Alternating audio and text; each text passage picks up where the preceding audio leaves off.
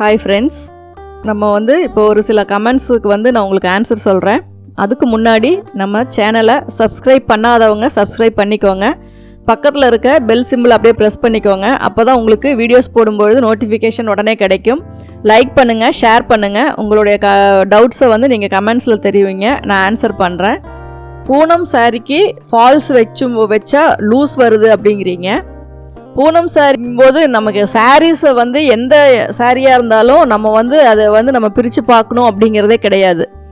Side ஸ்ட்ரைட்டாக நீங்கள் cut பண்ணி ஓரம் அடிச்சிருங்க.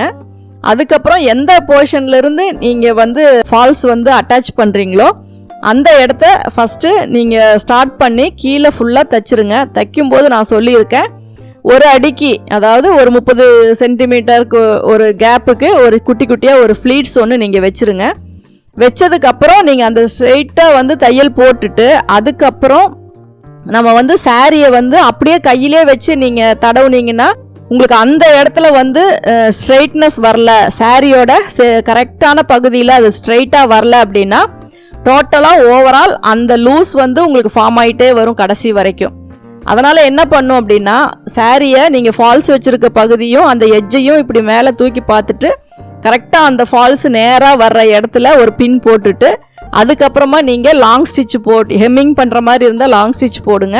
இல்லை தையலே போடுற மாதிரி இருந்தால் நீங்கள் அதை இடையில ஒரு பின்னு ஒரு குண்டூசியை போட்டு பார்த்துட்டு அந்த நேர் மட்டும் உங்களுக்கு கரெக்டாக வரணும். ஸ்டார்டிங்கில் வர்ற அந்த ஸ்ட்ரைட்னஸ் கொஞ்சம் கிராஸ் ஆயிடுச்சு அப்படின்னா எண்டு போக போக கடைசியாக வர வர வர வர சுருக்கு அதிகமாக வரும்.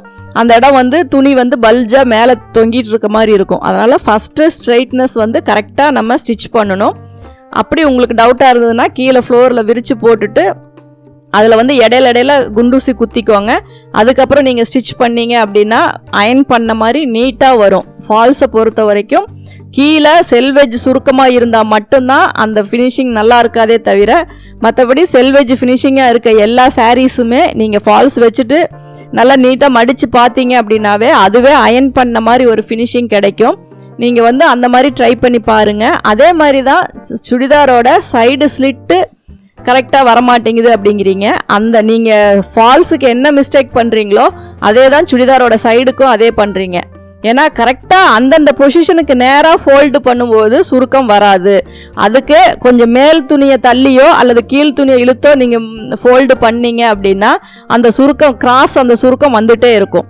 அதனால் நல்லா நீட்டாக உங்களுக்கு டவுட்டாக இருக்க இடத்துல ஒரு தையல் ஒன்று போட்டுட்டு அதுக்கப்புறம் நீங்கள் ஃபோல்டு பண்ணீங்க அப்படின்னா உங்களுக்கு அது நீட்டாக வரும். ட்ரை பண்ணி பாருங்கள்.